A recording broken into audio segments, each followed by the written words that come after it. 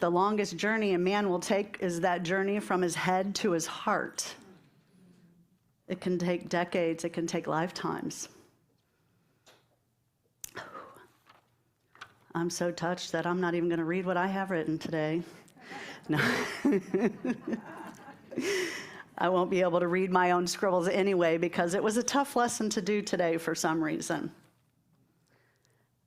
I have something I want to share. This is a word. It's the universal spirit word. It says, God knows you best. Most of us have phones that can track our whereabouts 24/7. As long as the phone is on, it can chart how many miles you've walked, how far you've driven or sauntered. It can also tell you where you've been or your friends where you've been.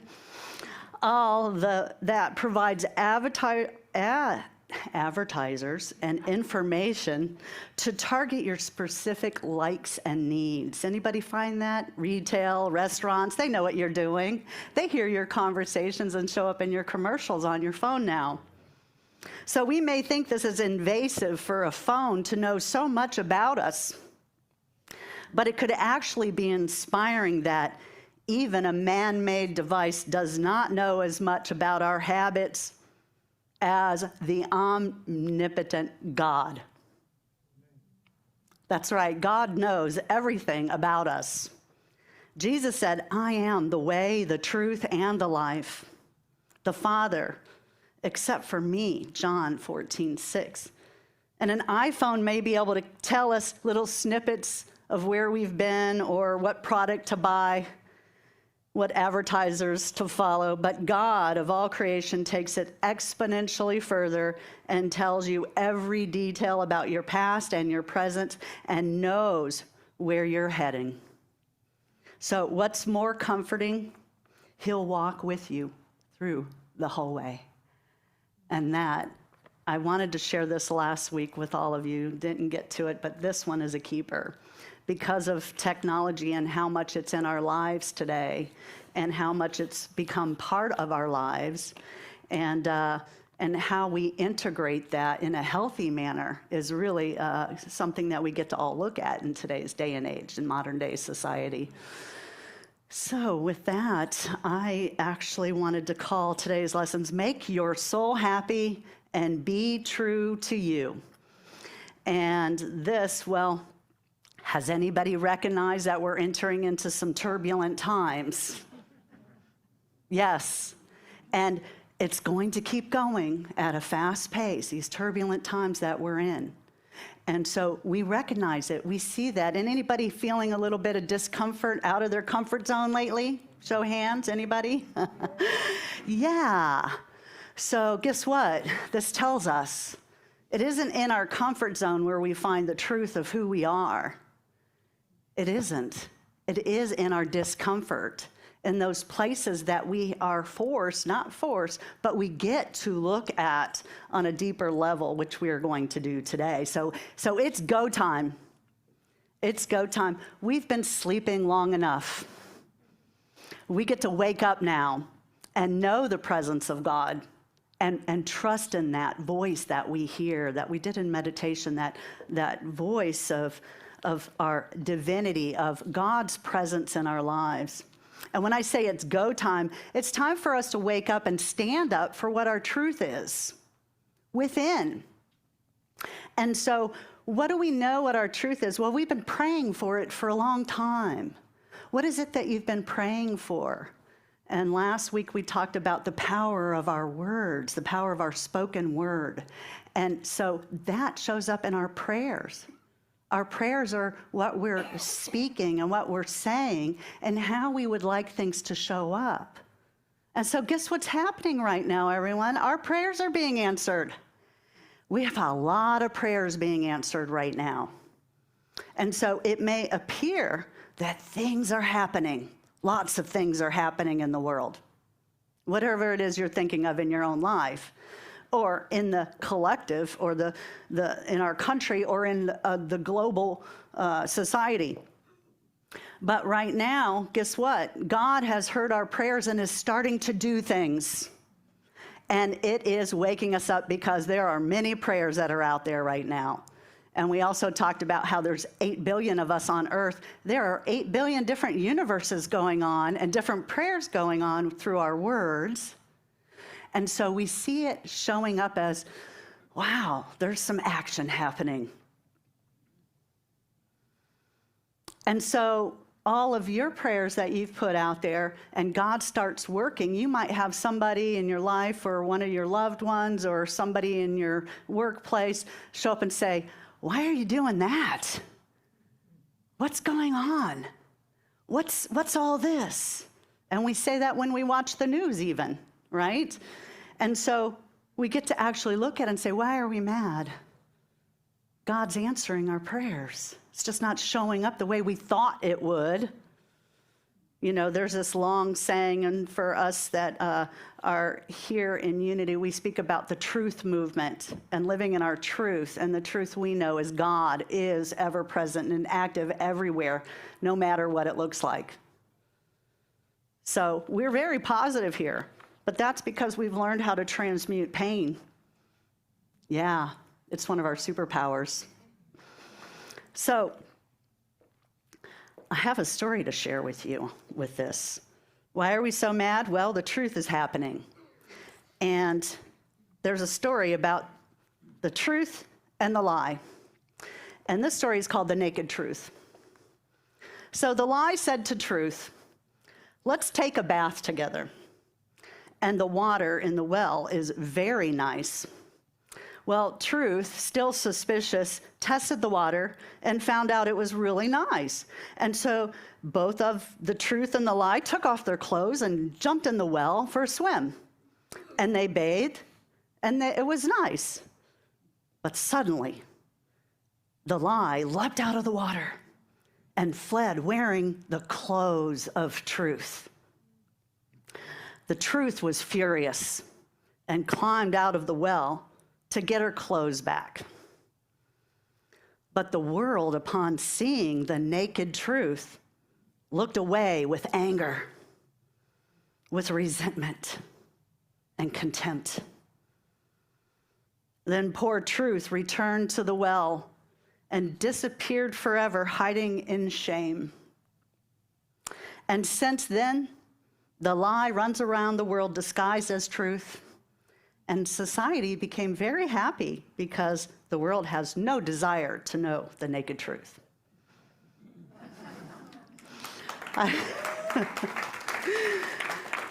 You know, I found that story. I said, well, do I read that in church? Because it has the word naked in it. But you know what? The naked truth is bearing all and how we feel and who we are. And so what makes your soul happy is the talk today. And in the past, remember, the past is over. All of us, we have to acknowledge that. The past is over, no matter how it makes us feel. The new day will not be in a world that was. The new day will not. People thought the way it was going to be. And for those of us that are disenchanted or woke up with our dreams shattered or our future the way we thought it was going to be, the world is a little different today, and it will be tomorrow. And so we get to actually live in that truth that we know and that we see. And as the veil is lifting, it's a little uncomfortable. But this is the truth. And so I like to share, no, not yet. I will share another one soon. The truth of our oneness with God helps take us through this uncomfortable time. And so there's also a consciousness rising. There's a conscious evolution that's happening for all of us during this uncomfortable time. And so the truth that the universe is perfect and unfolding through our thoughts and our prayers, through our words. And so God is testing our faith right now. All of us, our faith is being tested. And it's through our actions that we can actually look in James 2:14. If anybody's writing Bible verses down, I have a lot of them today. So James 2:14 says, in the same way, faith by itself is not accompanied by action is dead. So faith only works when we put it in action, and that's what we talked about last week, was the law of mind action. It's good for us to go into prayer and meditation, but when we walk that walk and talk our talk, we're putting those prayers into action. And that's what our choice is. We get to choose what makes our soul happy. And so for those of us, when we wake up and we go, okay, wow, this stuff is not really making me happy, what I'm seeing or what I'm hearing. We get to acknowledge that as our truth. And prayer is actually code for reality. I'm going to say it again. Prayer is code for reality. Because we created our reality through our prayers, and our prayers are our words. Remember in John 1:1 last week, it says that in the beginning was the Word, and the Word was with God, and God was the Word. And it doesn't matter if God is a he or a she or an it or a they. When we speak our language, these are our prayers. Doesn't matter what language it is, Spanish, English, French, Arabic, Hebrew. We are speaking our truth through our prayers. So prayer is code of reality, and prayer is our truth of what we've created. You see, we live in a world where we all want to house the homeless. We all wish and pray for all people to be fed and nobody to be hungry.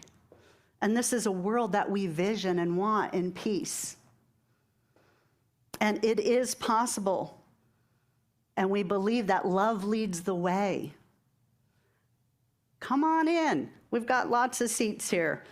And nobody's going to watch you when you walk in, so don't worry, just sit down. And we vision a world where peace is possible, that love does lead the way, and good decisions are being made by our leaders. And we put that out there in the world, in our prayers. And so this is our soul's evolution. And are we awake yet? Have we had enough to wake up yet? Do we need more? Well, guess what? More's coming, because there's a lot of people still sleeping. And so we get to put the action behind our prayers. And it can be painful, just like when we change and go through change. Think about how painful it is for that caterpillar. I was having a talk with somebody during the week. Raise your hand if it was you. The caterpillar actually liquefies, completely disappears in the cocoon, and just melts into liquid in order to become a butterfly. Wow, what a transformation that is. And so what is it you are willing to do to live in your truth? I'm not saying we're going to liquefy, not at all. But what are we willing to do to have that relationship with God that we trust in? Because right now, our faith is being tested. And anybody have any tests this week? Trials, tribulations, anybody? Yeah, a lot of them. I got a lot of phone calls. I have a friend in the hospital, a friend, the doctor said, you only have 3 weeks. You have all of these stories going on, and it's beyond how many we have. So I just want to say my trials and tribulations, yesterday I woke up, and many people are waking up to truth. And the truth that there are people hurting right now. And there are people hurting and waking up, our brothers and sisters who are facing the feeling of separation, and that separation from loved ones and separation from source. And that's painful. That's one of the biggest pains there is, to feel that. And so people have hoped for different futures, who have believed in the system of the way it was. It's changed. But we can't avoid the truth that it hurts. And so the world is going to be different than what it has been. And my heart aches for this disenchantment, or the unmet promises, or the words that have not been spoken yet and the words that have already been spoken. And so our hearts might hurt today, but we get to look at what makes our soul happy. What makes our soul happy? Because the past is gone. And we know and we trust in this presence and this oneness with God. Oneness is the opposite of the feeling of separation, right? So now we get to transmute that. When we feel separate or alone, we're never alone. We are with God. God is with us, within us. This is that oneness that gives us our wholeness. And it's interesting, I was in a workshop yesterday, and Ed invited me to the workshop, and there was a few of us here, and Doris was at the workshop. And the conversation, we broke down in small groups, and we talked about, what does oneness mean to you? Wow, it was really interesting, because when you really think about it, all of us here in this room have a different idea of what oneness is. And Jesus talks about oneness with God, with the Father.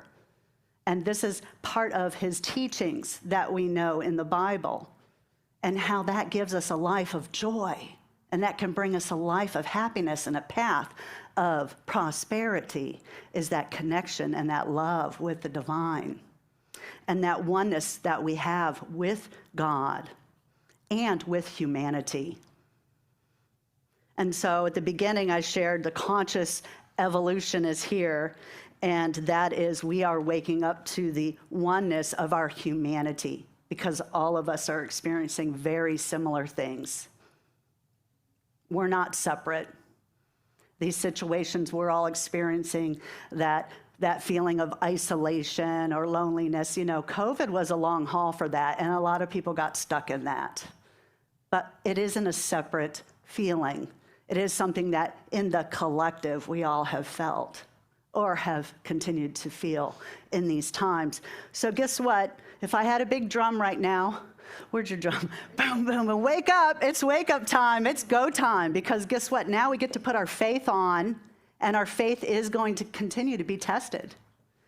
And so how do we get through this time of change when our consciousness is moving into oneness, the idea of oneness, which may not be very popular with the people that we love and know, or society tells us we need to do what other people are doing.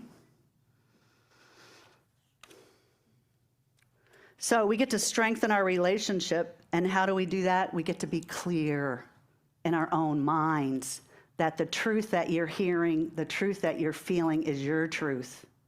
Your truth is your truth with the divine, you and God.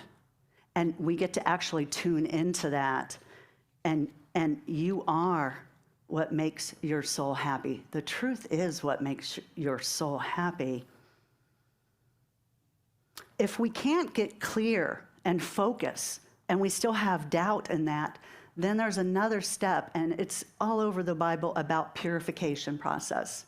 Because some of the stuff that we're hearing or seeing, it might feel a little icky, you know?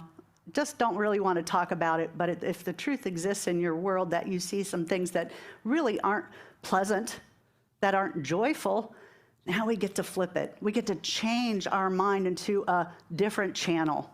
We get to go into the God channel, and we get to purify our hearts and our minds and our bodies. And this might be through release of tears, or release of the idea of separation. That's a big one. The release of the idea of separation as we evolve as in humanity. In James 4:8 says, "Cleanse your hands and purify your hearts and draw near to God, and he will draw near to you." This is the oneness that Jesus speaks about. And in Corinthians, it says, "Purify ourselves for everything that contaminates our body and spirit." And Peter says, I like this one, in 1:22, "You have purified your souls in obedience to truth, capital T. And so no longer do we have to hide or mask ourselves like the lie did. So we, as truth, we have a calling with God to lean on God. And this is part of the great awakening we're all experiencing, that we've all dreamed of and we've all prayed for.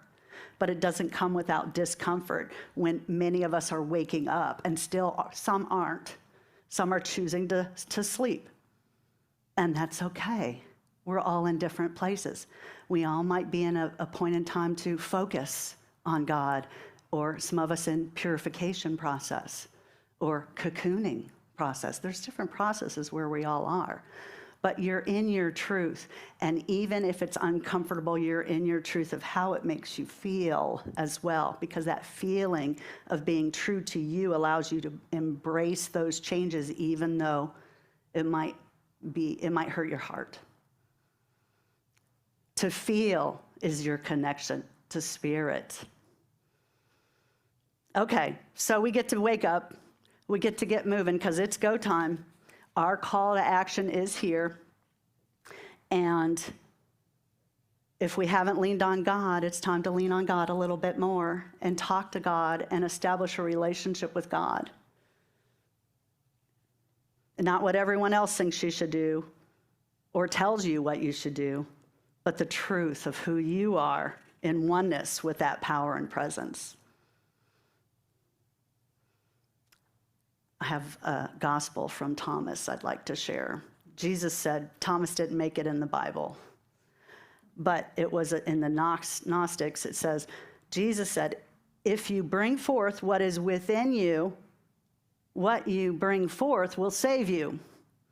And if you do not bring forth what is within you, what you do not bring forth will destroy you. And so this is a really powerful thing to think of.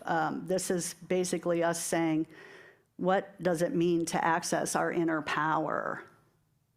And are we ready to do that?